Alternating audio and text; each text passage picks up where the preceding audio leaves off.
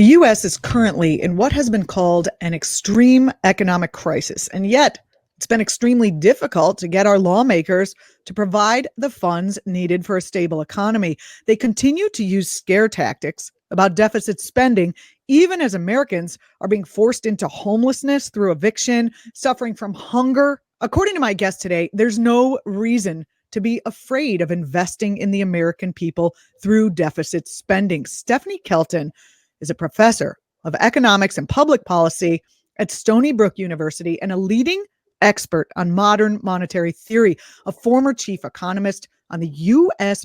Senate Budget Committee.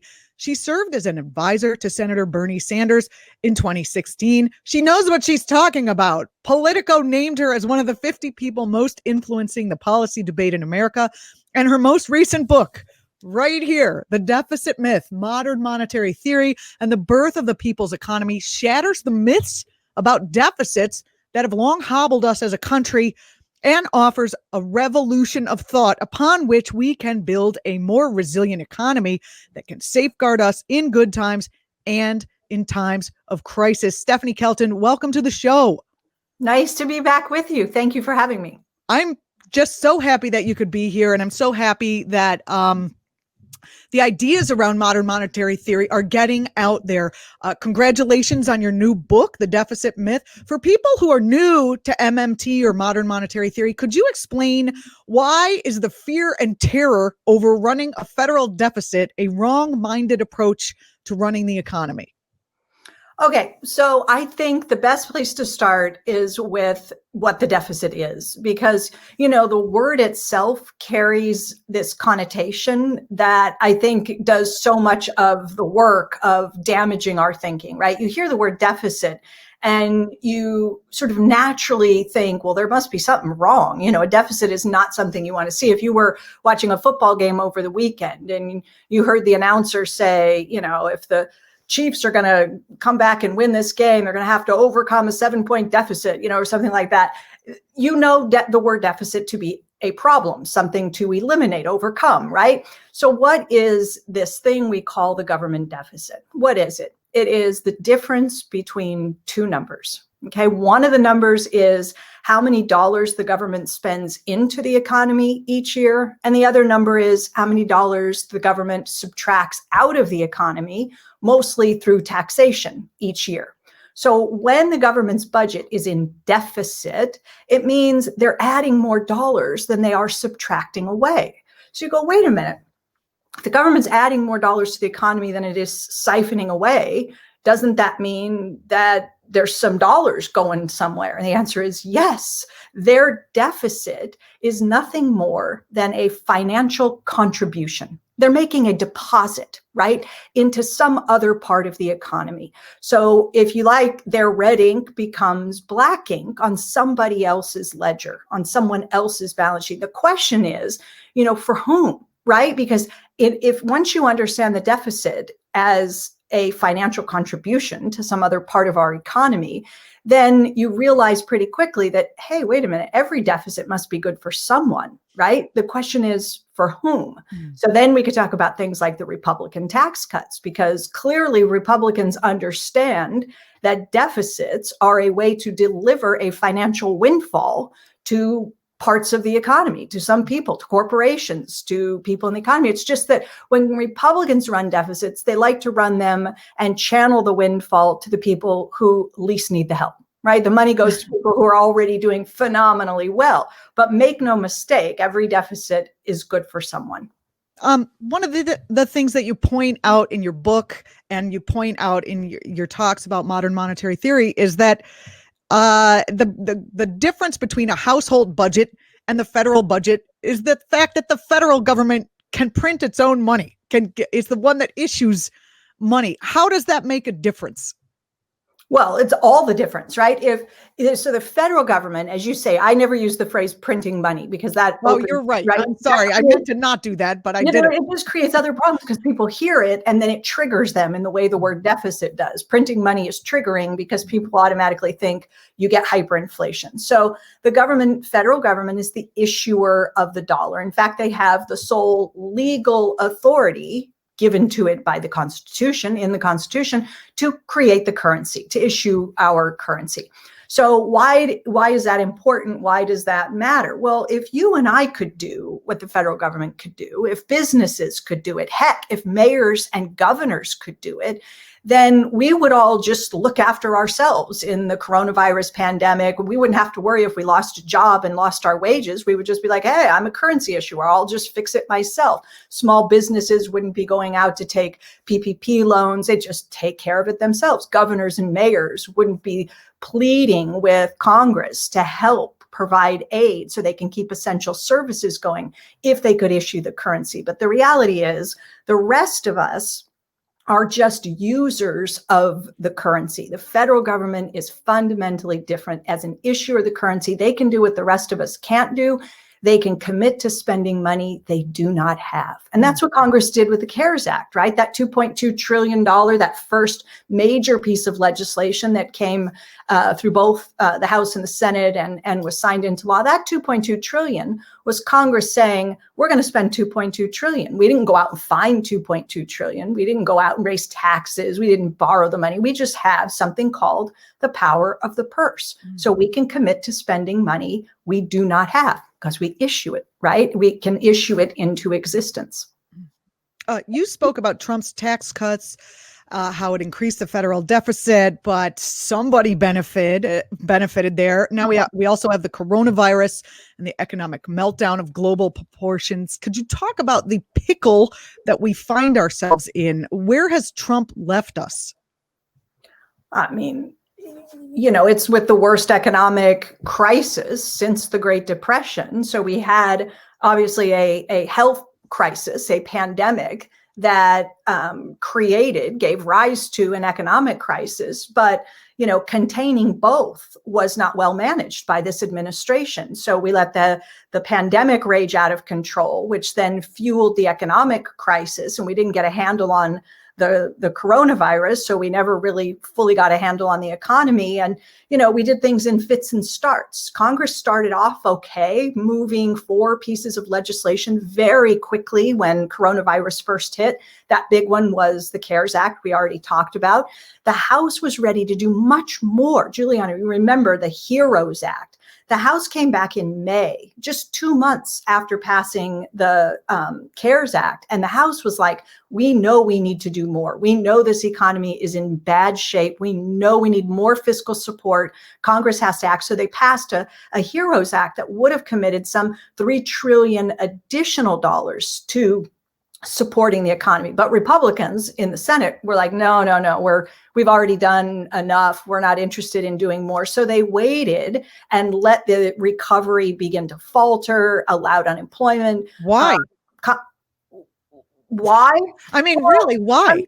So I think politics is probably the correct answer. Yes, the deficit myth and concerns about, adding further to the deficit, those concerns were raised. And for some lawmakers, I think they really do believe that. But, there was also the politics involved with an election coming up, with trying to figure out whether you wanted to help the other side notch a win so close to the election and all that. So, I mean, a lot of things were going on in the background, right? And also what was in the HEROES Act. Republicans are not interested in what they call a blue state bailout. The House wanted to provide $1 trillion to help state and local governments shore up their budgets. And Republicans said, we are not getting money to state and local governments. So that in and of itself, right, killed any interest in the HEROES Act. But then they worked, you had Steve Mnuchin, Treasury Secretary, in negotiations with Nancy Pelosi for a very long time, back and forth, trying to come up with some agreement. You had Republicans asking for the liability shield. Democrats didn't want that in. Republicans didn't want state local. So they never got there until right after the election. They finally came to agreement on a $900 billion package that is too small, doesn't have the state and local, and partly it was concern about the price tag. They had a bipartisan group working on this, and everybody said we don't want to go over $1 trillion. Well, I I haven't heard the deficit mentioned more than a handful of times in all 4 years of Yeah. Trump presidency. Mind you, I hadn't heard the word insurrection mentioned in all 8 years of Obama's, but alas, here we are. Uh, when Barack Obama was in office, you gave him some ideas on how to meet the crisis of his time. Here's a question: has Biden called you? That's the and what ideas would you have for him in his first 100 days in office to meet the crisis at hand? Well, I did serve. I was one of 8 people who served on the Sanders Biden Unity Task Force, as they were known. There were, I think, 6 of these set up, and I served along with Sarah Nelson, who's the head of the Flight Attendants Association, Derek Hamilton, a fellow economist. We 3 served on behalf of Bernie, representing sort of the progressive agenda that he championed and that we felt was going to be integral to laying a foundation for a sustainable and inclusive recovery. And we would like to see this administration successful. So we did work with members of the Biden team. We crafted recommendations for economic policy and also part of the Democratic Party platform. I think, some of the things that we pushed hard for are actually in President-elect Biden's latest proposal, this 1.9 trillion that he revealed Thursday of last week, right? And so raising the minimum wage, that's hugely important. Lots of money, hundreds of billions of dollars that are in one way or another related to dealing with the health pandemic itself, right? Healthcare and health administration and money to roll out vaccinations and so forth. There are additional direct cash payments that are going to go out.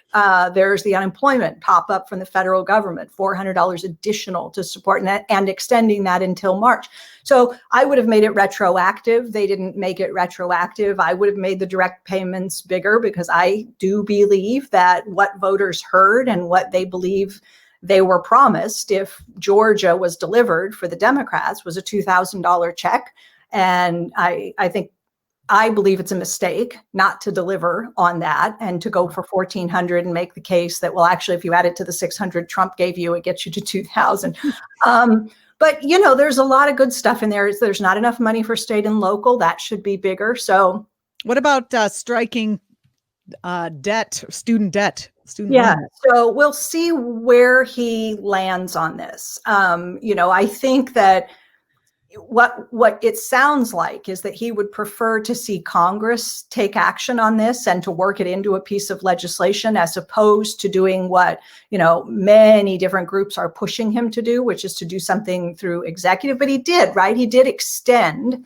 The Trump administration said to people with student loan debt, hang on, don't worry about repaying it right now. So there is a deferral on those repayments, and President-elect Biden is saying he's extending that. He wants to extend that. So, it's not the same as cancellation. We'll see where they come down. He's sort of said 10,000 in cancellation done through Congress.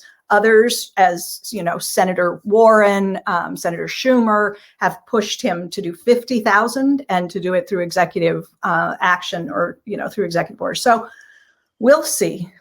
Do you think that he is? It sounds like he is at least open to less conservative approach than President Obama. I think so. I think.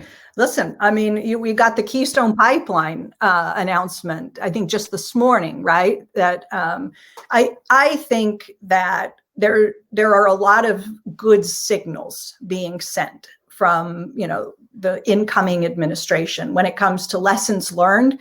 And, one of the things that I think that they're articulating is that they recognize that in many ways, the failure to go big enough in the earliest part of the Obama administration, first term, led to, the loss of the House and then later the Senate, that you have to deliver. And you can't deliver kind of incremental, small improvements in people's lives, that you really have to take advantage of the opportunity. You have the House, you have very narrowly the Senate, and that if you don't deliver really material improvements in people's lives so that they can actually say, wow, voting for Democrats made a difference, right? I am better off in these ways. $50,000 of my student loan debt is gone. It's all, maybe for some people, it's going to be all gone, you know?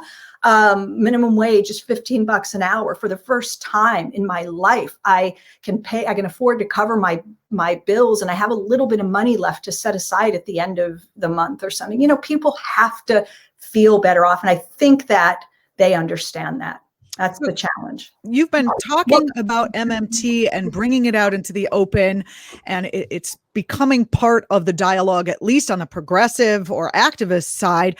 How do you suggest that progressives in the media discuss this so that we, it took me a long time, including reading the book and following your work, to really get my head around the difference between the modern theory and the standard theory. Do you have any talking points that we could use to combat the idea that the deficit is a terrible thing? How do we undo years of mental training from both parties? I saw that in one of your recent lectures, you showed a humorous clip of presidents from Reagan to Obama and all kinds of news hosts of all different political stripes discussing the need to address the deficit. Even Bernie Sanders was the how are we going to pay? They're all answering the how are we going to pay for it question. Do you have any suggestions on how we can make this simple so that America can understand it? Oh boy, do I.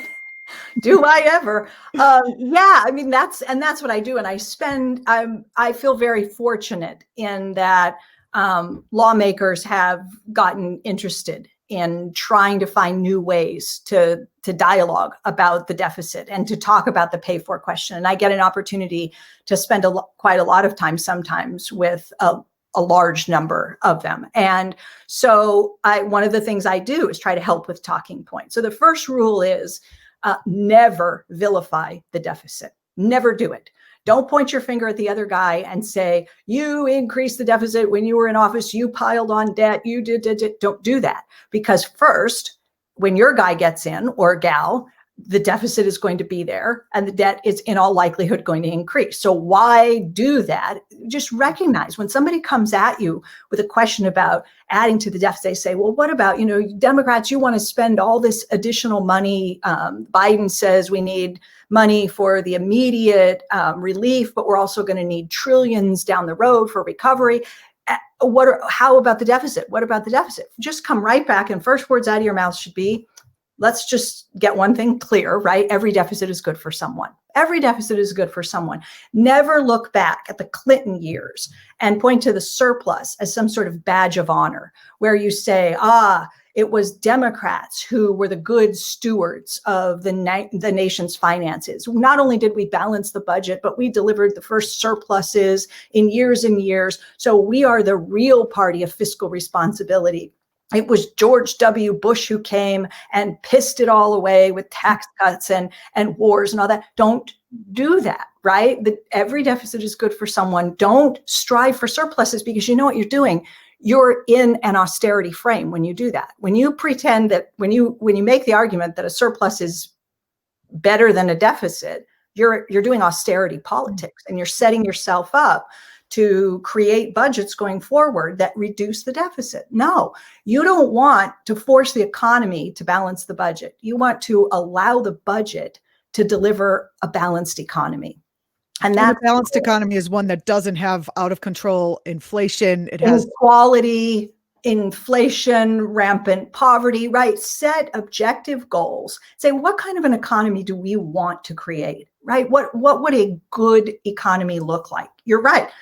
Unemployment, inflation, so low levels of inflation, high or full employment, dealing like an economy with gross inequities is not a balanced economy. So dealing with the real deficits, I have a chapter in the book, chapter 7 is called The Deficits That Matter.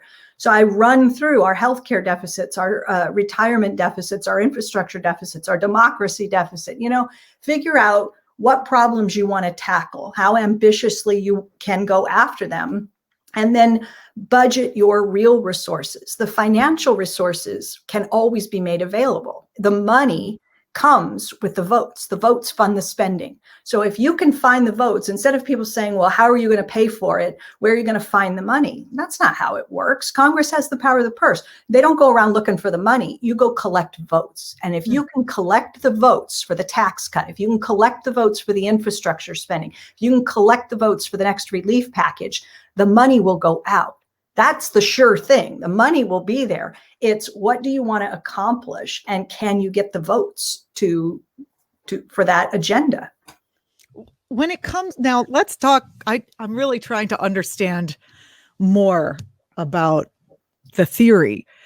How does offshoring affect the economy, given the understanding of MMT? It seems like if we are issuing the currency, it goes into the general economy, and then very rich people take a lot of it out of circulation and put it, in the Bahamas.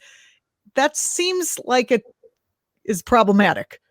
Yeah. I mean, well, here's the thing, right? If you want a healthy, full employment economy, then there has to be enough demand for everything that our economy wants to produce. In other words, the businesses that produce goods and services have to have customers, and they have to have enough customers with money to spend to buy the output so that they aren't laying off workers. Because if they're not swamped with customers, I don't need the extra busboy. I don't need the cashier. I can reduce staff, right? I could even go offshore, as you're asking about. But the point is, if people are saving instead of spending, every dollar that is saved and not spent is a dollar that can't be captured by some business that's trying to make revenue and turn a profit and keep employees, on staff. So the grosser the inequities, the harder it is to maintain a full employment economy. That makes a stronger case for government to come in and provide support through deficits to backfill that lost demand, but far better to deal with the inequities. If businesses are producing offshore, are there benefits to consumers? Sure, in the form of lower prices. If you can, import things more cheaply because they're being produced in China and other countries, there is a clear benefit to a consumer when they have access to cheaper goods and services. But there are also costs, in the sense that if the company goes elsewhere and hires cheap labor around the world, then somebody in Michigan is losing their job, right? Somebody in Pennsylvania is losing their job. So, Sure. the offshoring hollows out communities. It takes good, higher paying jobs, sends them abroad where they can chase low wages, avoid environmental regulations and all the rest of it. So, and what of the question of billionaires or millionaires taking their money and hiding it in foreign bank accounts and basically taking it out of circulation?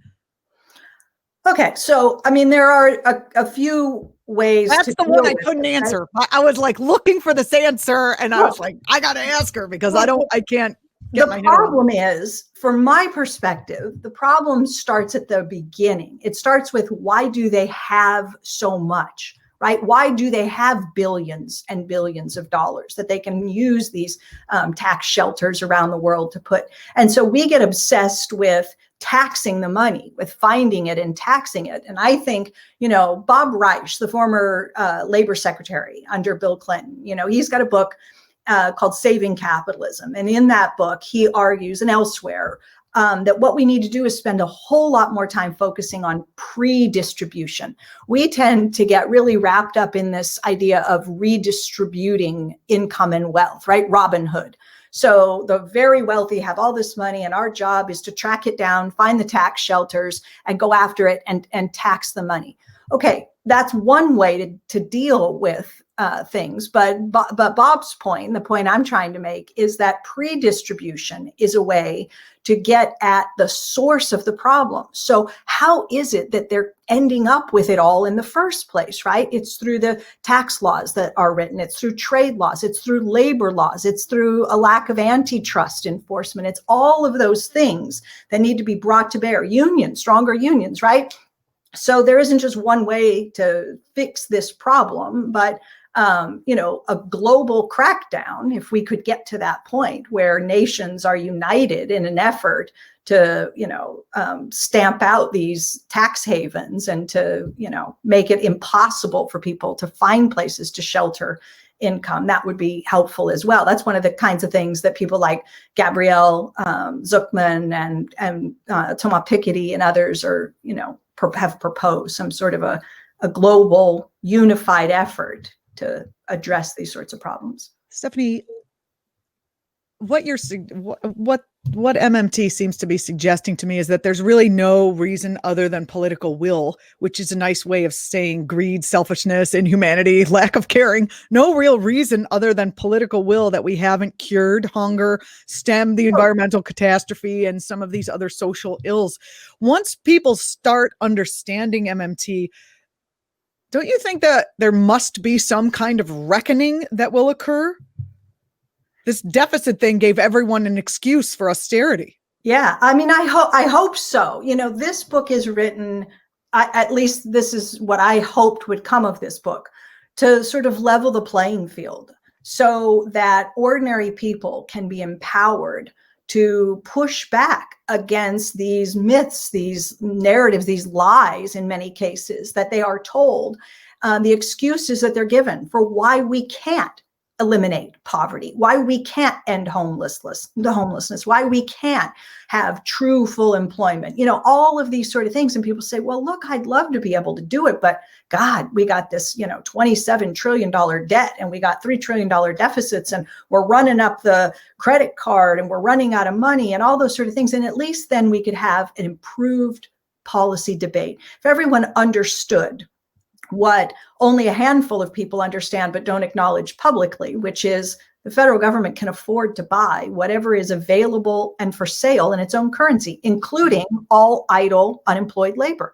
So if everyone started from that premise with the same recognition, then the debate would shift. And the debate would then have to be about our priorities, right? It can't be that that's unattainable, unaffordable. It's, wait, you want that, but you also want these other 10 things. And we, just because the money can always be there doesn't mean that you can spend infinite amounts of money. There are limits, right? And so that puts us to the inflation constraint, and the real barrier to public spending is the availability of the real resources. And so a budget does force you to budget, right? Your resources, to prioritize. So you can't accomplish everything in one fell swoop. You have to prioritize, but we would be in a very different place. Right now, we have a lot of idle workers due to the pandemic. That seems to open up a big opportunity, perhaps a jobs program, a federal jobs program. Do you know if Joe Biden has any leanings in that way? Is that something we might see? And would that be a good way to move forward? Well, I think it's a good way to move forward. I think it is a good policy to be in place at all times. It's not a crisis policy, at least it shouldn't be. It would have been terrific, frankly, if we had something like a job guarantee in place before coronavirus hit, right? Because then instead of millions and millions of people losing their jobs and becoming unemployed, there would be a program in place where people could transition into different kinds of employment. People could have been trained to do contact tracing. They could have been trained to deliver meals and medicines and do well checks and a whole variety of things while keeping them safe, in a pandemic. A lot of people might have been paid simply to stay home and help us flatten the curve. But the point is, that is a pretty ambitious shift in the way that we deal with unemployment, because, for the incoming president to say, what I'm going to fight for or advocate is a federal job program that ensures that anyone who wants to work and can't find a job anywhere else in the economy can always have one. That's big stuff. That's FDR. That's Second Bill of Rights kind of. That's real reform, right? I had a conversation last week. Like, Joe Biden is old. He's already been the vice president. He already has money. Go for broke, buddy. That's the, you know what they tend to do. And I mean, a lot of, well, I won't say more. What often happens. No, say more. infrastructure becomes your job program, right? So when people say we're going to create millions of good paying jobs and so forth, it's almost always the case that they say it's going to happen as part of an infrastructure program. So, that will for sure create millions of good paying jobs. If you can roll out a couple of $1 trillion in climate and infrastructure, and then he also wants to do education and care work. So there's a lot there that will help this economy recover and restore jobs, but we will never get to genuine full employment without, a stronger commitment to guarantee jobs for those who inevitably get left behind. We are speaking with Stephanie Kelton, the author of this fine book that I suggest everyone go and get so that we can start fighting against this deficit myth with knowledge. The Deficit Myth, Modern Monetary Theory, and the Birth of the People's Economy. The last chapter in your book is called Building an Economy for the People. What does an economy for the people look like? And what does MMT suggest that it would be very possible for us to do? So I love that you put it in that way because, MMT doesn't tell us exactly what we should do.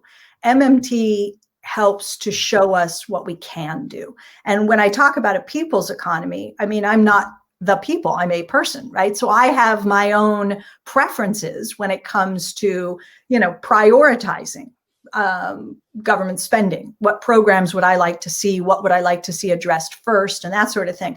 But for me, the idea of a people's economy is just that. It's about the will of the people.